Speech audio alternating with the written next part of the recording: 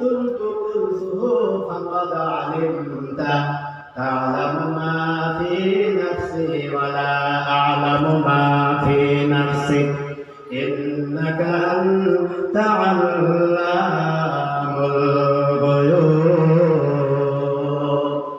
قال سبحانك يا الله أقدر ذات পবিত্র ما يكون لي أن أقول ما ليس لي بحق মাবুদগো আমি এমন কথা কেন বলবো যে কথা বলার আমার কোনো হক নাই এমন কথা কেন বলবো যে কথা বলার আমার কোনো হক নাই ইন কুনতু কুলতুহু ফাকাদ আলিমতা মাবুদগো যদি আমি এই ধরনের কোনো কথা বলতাম নিশ্চয় আপনি জানতেন আপনার অবগত থাকতেন ইন তা'লামু মা ফি নাফসি হে আল্লাহ গো আমি যা কিছু আমার ভিতরে আছে সব আপনি জানেন কিন্তু আপনি কি জানেন আমি সব কিছু জানি না ইন্নাকা আনতা আল্লামুল গায়ুব নিশ্চয় আপনি হলে দুনিয়ার সব আপনি সব থেকে বেশি জানতে वाला এবং অবগত হতে वाला জোরে বলুন সুবহানাল্লাহ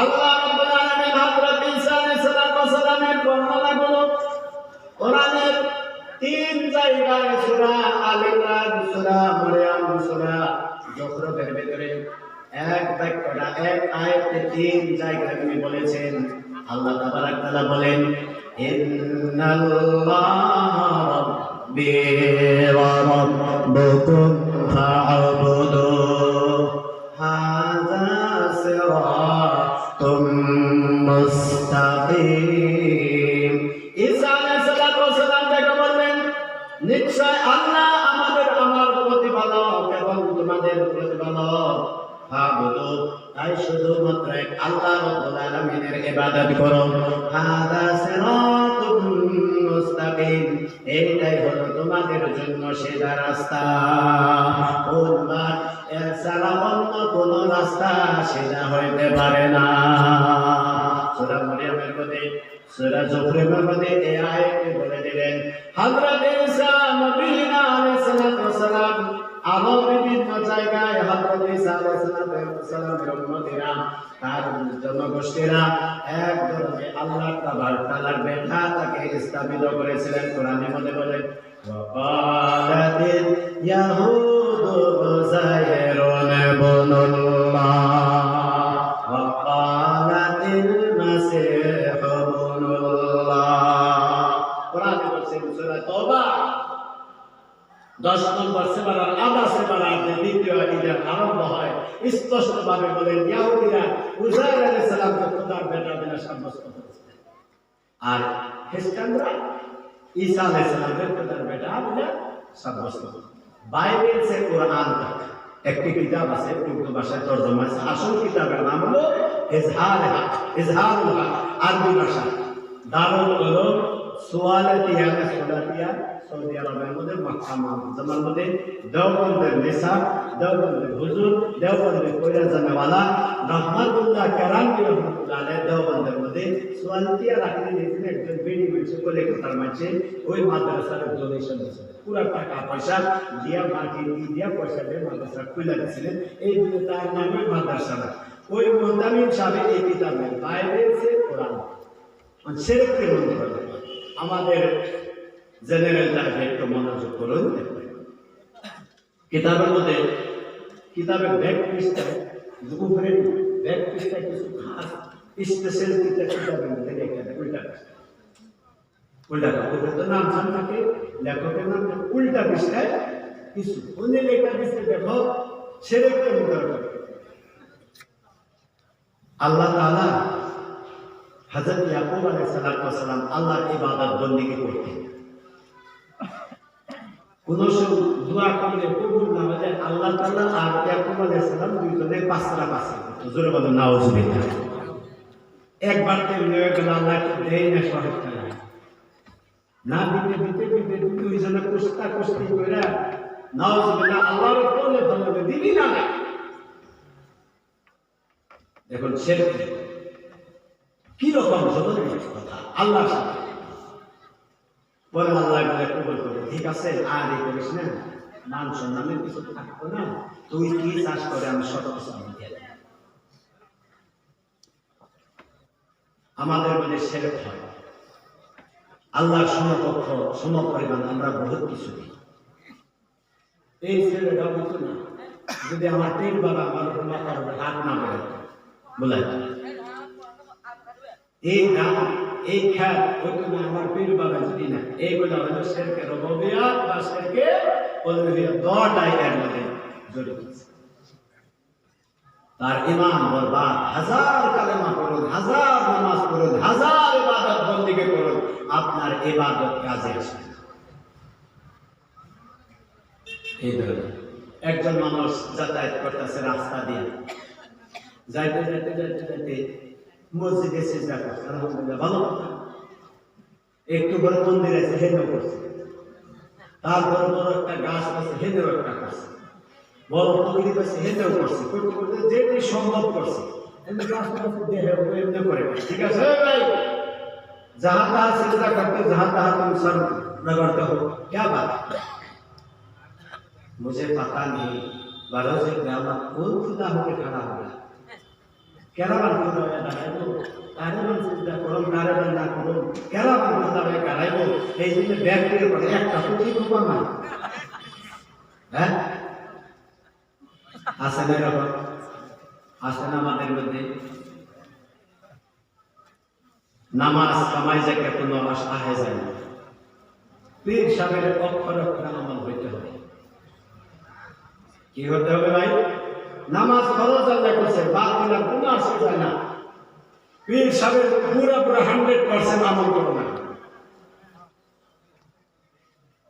আল্লাহর হুকুম রমজানে রোজা যায়, বাদ কোনো পার্থক্য করে না। পীর সাহেবের সাথে কিন্তু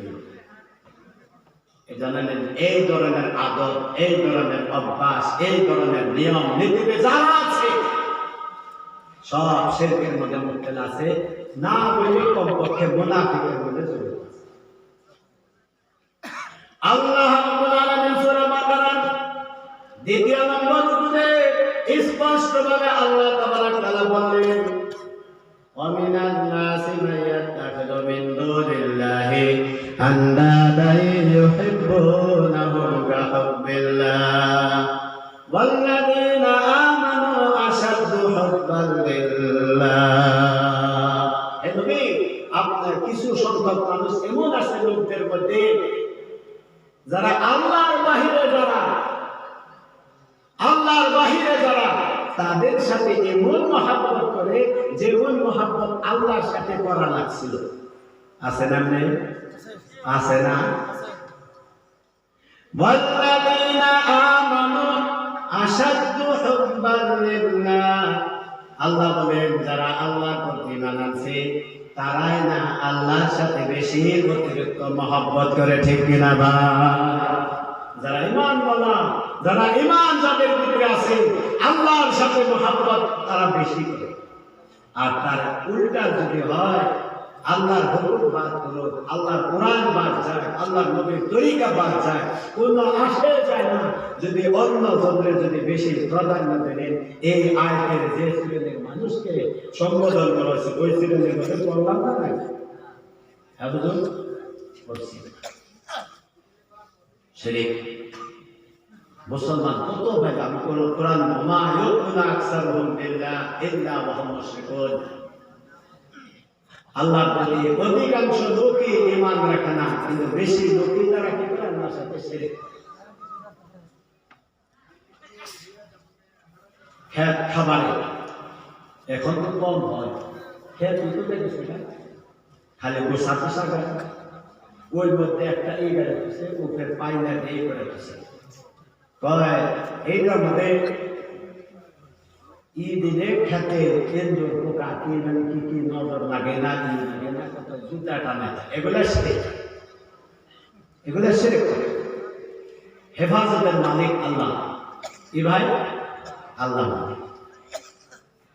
এগুলা করা শিরক। ছোটখাটো আমল আমরা কইরা নিজের ঈমানকে আমরা বরবাদ করে আছি। হ্যাঁ, ফসল সব আল্লাহ দেন। আর তারপরে আমার হুজুর আছেন, আমি বেশি সময় বলবো না, আগেই বলছি। তারপরে দেখেন দিন বছরে আমরা বানাই, জন্মদিন বানাই, এটা আমাদের মুসলমানের মধ্যে নাই, মুসলমানের মধ্যে নাই জন্মদিন। যদি জন্মদিনই থাকতো তাহলে তো বাপরে বা সাহাবা কি থাকতো, বার্থডে আর রাসূলুল্লাহ বার্থডে, হ্যাপি বার্থডে, কত কিছু থাকতো, এগুলো থাকতো না ভাই, কিছু নাই। বা মৃত্যু দিবস, এই মৃত্যু দিবস আপনি পালন করেন, এগুলো মুসলমান। আর আমরা দেখে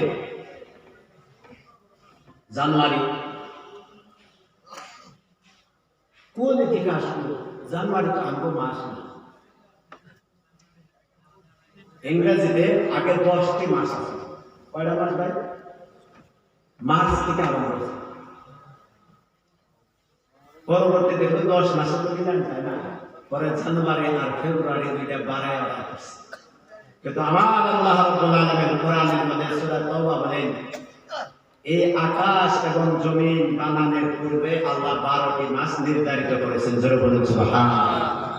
ইন্না ইদ্দাতাশ শুহুরি ইনদাল্লাহি 12 শাহরান ফি কিতাবিল্লাহ ইয়াওমা খালাকাস সামাওয়াতি ওয়াল আরদ যালিকা দীনুল কাইয়্যিম।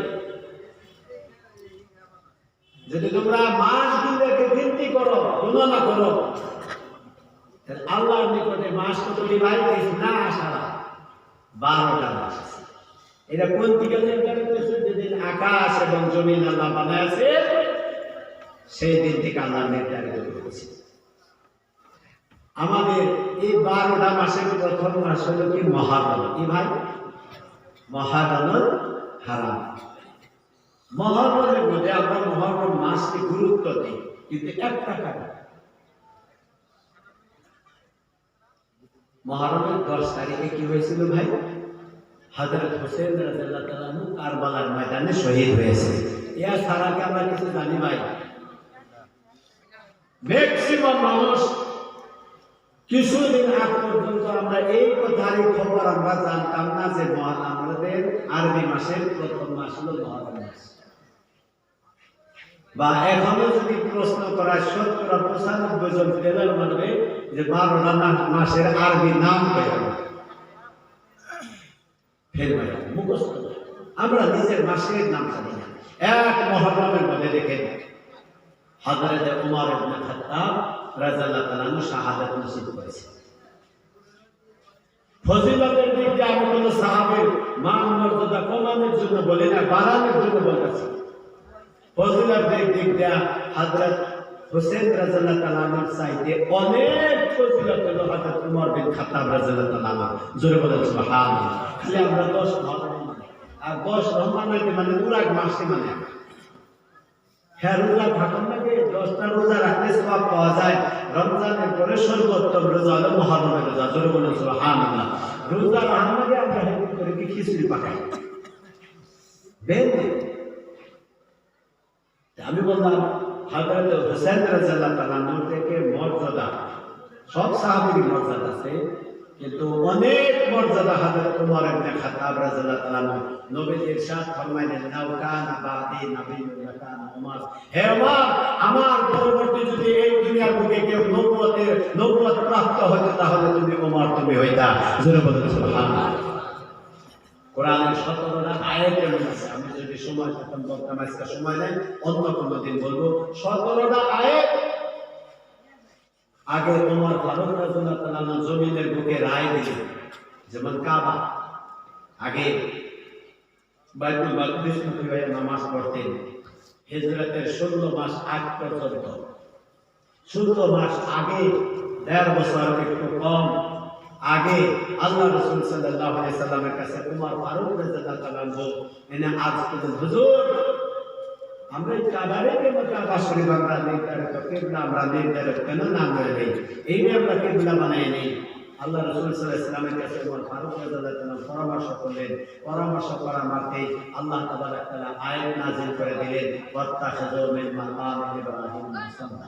হ্যাঁ মুহাম্মদ সাল্লাল্লাহু আলাইহি ওয়াসাল্লাম ওই মাকাম ইব্রাহিম আপনি কাবা শরীফের যারা হাজিরা গেছেন কাবা শরীফের সম্মুখে আন্ডার গ্রাউন্ড একটা আছে ওখানে একটা পাথর আছে পাথরের মধ্যে হযরত ইব্রাহিম আলাইহিস সালাম মুবারকে নিশান আছে ওইটাই মাকাম ইব্রাহিম বলা হয়। এই মাকাম ইব্রাহিমকে আপনি কিবলা যায় নামাজ নির্ধারিত করবেন। জোরে বলেন সুবহানাল্লাহ।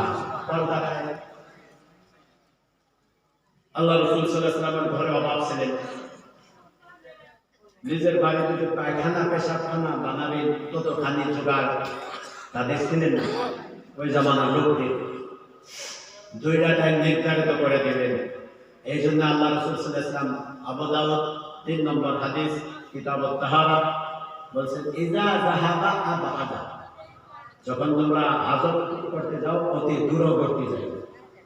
সাহাবায়ে কেরাম রাদিয়াল্লাহু আলাইহিম আজম পুরুষরা যে সন্ন্যাসে যাইতে পারে, যে কোনো জায়গায় যাইতে পারে, দূরবর্তী যাইতে পারে, কিন্তু নারীরা তো সব সময় খেত পাথারে যাইতে পারে না। দুইটা টাইম নির্ধারিত করলেন, একটা ইশারের পরে আবার ফজরের আগে। যাই হোক আমি শর্ট করে দিছি, আগ মুহূর্তে যেতেন বা ইশারের পরে গেতেন আজওয়াজে মুতাহহারাতরা আর হুজুর সাল্লাল্লাহু আলাইহি ওয়াসাল্লামের ছেলেরা আর অন্যান্য নারীরা একটা জোট বান্ধা 10-12 জন যাই হোক ওই পায়খানা হাজত করার জন্য দূরবর্তী চলে গেছে। প্রত্যেক যাতায়াত যেহেতু হযরত ওমর ফারুক রাদিয়াল্লাহু তাআলা আনহুর এক মেয়ে হাফসা রাদিয়াল্লাহু তাআলা রাসূল সাল্লাল্লাহু আলাইহি ওয়াসাল্লামের সাথে বিবাহ হয়েছিল, ওনার বাড়িতে আসা যাওয়া হয়তো হুজুর সাল্লাল্লাহু আলাইহি ওয়াসাল্লামের অন্যান্য স্ত্রীগুলো আপনারা দেখতেন, উনি দেখতেন। হঠাৎ করে দিন ফজরের আগ মুহূর্তে আসার সময় মসজিদে আসবেন বা কোনো কাজে আসবেন, আজওয়াজে মুতাহহারাতের কাছে হাজত করে করবার তিনি আসতেছেন এই দিকে দূরবর্তী কেউ চিনে নাই। আল্লাহ রাসূল সাল্লাল্লাহু আলাইহি ওয়াসাল্লামের একজন স্ত্রী সাউদা রাদিয়াল্লাহু তাআলা ছিলেন, উনি খাসির ভিতরে একটু মোটা কাটা ছিল, কথা বোঝা গেছে, গাড়ির ভিতরে একটু মোটা কাটা ছিল। জোরে দিকে দেখে এই সময় দেখতে দেখতে চিনতে কোনো অসুবিধা হয় নাই। জোরে চিনা নেই সাউদা ক্যারে तुम अल्लाह के रसूल की बीवी हो, आज़वाज मुताहरात हो, तुम थोड़ा पर्दा करो, যেমনি তোমরা পুরা যাতায়াত করো না। এতটি মানুষের মধ্যে নারীর মধ্যে একজন নারীকে যদি সম্বোধন করে জুড়ে আওয়াজে বলা হয় তার কিছু লজ্জা হবে না, শরম হবে? বাড়িতে ঘুরে গেছে তাকে আল্লাহ রাসূল সাল্লাল্লাহু আলাইহি ওয়াসাল্লামের কাছে বলে, হ্যাঁ হুজুর তোমার এই পাওয়ারটা দিছে কেন, যদাই বলে দেখে আমার মুখাতাব করবো, এটা কি ব্যাপার? আল্লাহ রাসূল সাল্লাল্লাহু আলাইহি ওয়াসাল্লাম এই বড় রাগ দিয়ে কাম মুশকিল মুশকিল ওমাকে রাখো, রাখা হলো, অনুমতি চাইলেন। অনুমতি চাওয়ার পরে ওমর ফারুক রাদিয়াল্লাহু তাআলা ভিতরে আসলেন। আসার পরে হ্যাঁ তুমি এরকম এরকম কথা বলে বলছো, সম্বোধন করছো, জোরে ডাক দিছো, জি হুজুর আপনি হলেন একজন নবী আর আপনার স্ত্রী হঠাৎ কোনো একটা অঘটন ঘটে গেলে বিরাট একটা বড় কি হবে, গতিকে আপনি নিজের স্ত্রীদেরকে বলুন তারা জানি পর্দা করে। বাস কইয়া একটু এই মশলা দিলেন, একটু পরে আল্লাহ তাআলা পর্দার আয়াত নাযিল করে দিলেন। জোরে বলুন সুবহানাল্লাহ। সূরা তাহরিমের ভিতরে আরো বিভিন্ন জায়গায় 17টা বা 11টা আয়াত ওমর ফারুক রাদিয়াল্লাহু তাআলার রায় অনুযায়ী আল্লাহ তাআলা নাযিল করেছেন। যে দরজার মধ্যে হে ওমর ফারুক এক মুহাররমের মধ্যে তিনি করেছেন শাহাদাত নিশ্চিত করেছেন। আমরা কিন্তু ওমর ফারুকের নাম খালি মুহাররম, তো মুহাররমের থাকা লাগে রোজা, হেন আমরা খিচুড়ি দিই। যারা শহীদ করছে শহীদ করে পাঠিয়ে দিছে, যে মুসলমানদের মাঝে একজন বিরাট বিশাল একজন সাহাবাদের মাঝে তারা পাঠিয়ে দিই, আর আমরা তার নিয়ে এই পাঠিয়ে দিতে পাঠিয়ে দিতে ভাই খিচুড়ি পাকায় মানে দোয়া করো লাগে, গম করো লাগে, এবার ওরা আলাদা ব্যবহার করে খিচুড়ি পায়, এগুলা শরীয়তে নেই। শিরক বেদাত থেকে আমাদের বাঁচতে হবে। আর আল্লাহর সাথে শিরক এগুলো বস্তুটিকা হয় ওইগুলো থেকে আমাদেরকে পরিহার করতে হবে, তবে আমরা জান্নাতে দাখিল হতে পারবো। ভাই মহতরম বুজুর্গ এবং দোস্ত, আমি সময় অনেক নিয়ে নিলাম, যদি আমার কথাবার্তার মধ্যে কোনো যদি ত্রুটি বিচ্যুতি হয় আমাকে ক্ষমা করবে। যদি কিছু ভালো বলি আল্লাহ যদি আমার করা তৌফিক দান করেন এবং আপনাদের জন্য দোয়া করে আল্লাহ আপনাদেরকে আরো বেশি বেশি